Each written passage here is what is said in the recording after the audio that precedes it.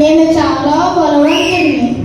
నా అపారమైన బలముతో ఒక సింహాన్ని కూడా చంపాను.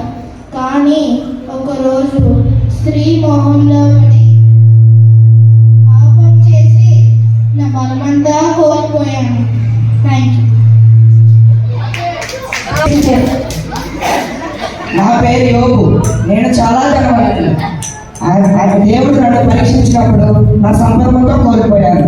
అయినా నా దగ్గర ఏమీ లేకపోయినా కానీ నేను దేవుడు మాత్రం మెచ్చుకోలేదు. చివరికి ఆయన నాకు ఉన్నదానికన్నా ఎక్కువగా నాకు అందించాడు. నా పేరు దావీదు. నా తల్లి పేరు యషి. నేను ఒక గొర్రెల కాపరిని. నా చిన్నతనంలో ఒక సింహాన్ని ఒక ఎలుగుబంటిని చంపాను. మనుషుల దృష్టిలో పనికిరానివాడుగా ఉన్న నన్ను దేవుడు ఒక రాజుగా నియమించాడు.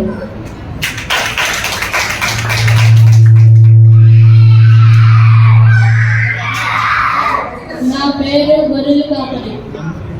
మీకు ఆనందకరమైన విషయం చెప్పాలి.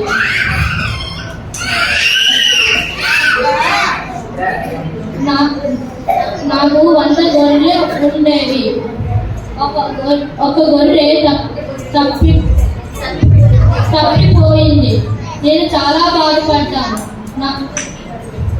నేను దాన్ని వెతుకుతూ వెళ్ళినప్పుడు అది ఒక పొలంలో దొరికింది. నాకు ఎంతో సంతోషం కలిగింది. ఇదే తప్పిపోయినా మళ్ళీ దొరికిన నా గొర్రె.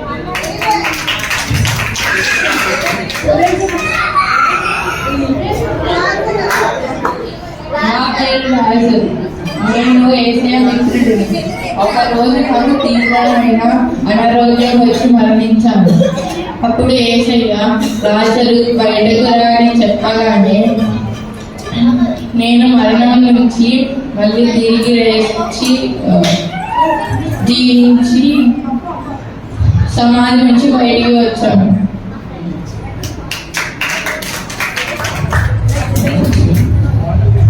నా పేరు అప్ప. నా భర్త పేరు ఆదము. సాతాను మోసం చేసి నేను తిరగడానికి దేవుని ప్రేరేపించాడు. ఆ పండుగ తర్వాత నేను పాపానికి కారణమైనా. నా పేరు మరియా. నా భర్త పేరు యోసేపు. పరిశుద్ధాత్మ ద్వారా నేను గర్భం ధరించాను. నేను యేసుక్రీస్తుకు జన్మనిచ్చాను.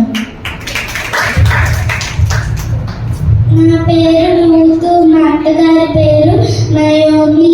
నా భర్త మరణించాక నేను మా అత్తగారిని విడిచిపెట్టలేదు. నేను పొలంలో పంటలు కోసుకునే దానిని. బోయజు నన్ను వివాహం చేసుకున్నాడు. నా పేరు అమ్మ. నాకు చాలా సంవత్సరాల నుంచి పెళ్ళలేదు. అప్పుడు దేవుడు నేను తండ్రితో ప్రార్థన చేసినప్పుడు దేవుడు కుమారుని అనుగ్రహించాలన్నాడు. పేరు సమయం. ఆ బిడ్డ పాలించిన వెంటనే నేను దేవుని సన్నిధికి అప్పగించాను. నా పేరు కానీ నా మరో పేరు హదస్స. నా మేనమామ పేరు మొద్దికాయ్. ఎంతోమంది రాణి కావడానికి పోటీగా వచ్చినప్పటికీ నేను రాణి అయ్యాను. నేను రాణిగా ఉన్నప్పుడు నా ప్రజలకు కష్టం వచ్చిన కదా నేను రాణిస్తే దేవుడు వారిని వారి కష్టం నుండి తొలగించాడు. నేను సారేపట్నంలోని గ్రామానికి చెందిన ఒక పేద విధవురాలిని. ఒకరోజు ఏదో నా ఇంటికి వచ్చి అప్పాలు చేయమని అడిగారు. అప్పుడు మా ఇంట్లో నూనె లేదు, పిండి కూడా తక్కువగానే ఉంది. అయినప్పటికీ ఏమి కాదు అప్పాలు చేసి ఇచ్చాను. అప్పటి నుండి నా ఇంట్లో నూనె తరగలేదు, పిండి తరగలేదు. నా పేరు మోషే. ఆయన ఈ దేవుడు నేను ఇజ్రాయేల్ నాయకుడిగా నియమించాను.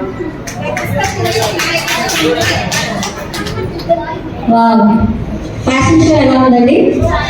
అందరికీ నేర్చుకోవడం చాలా బాగా చేశారు. Thank you students.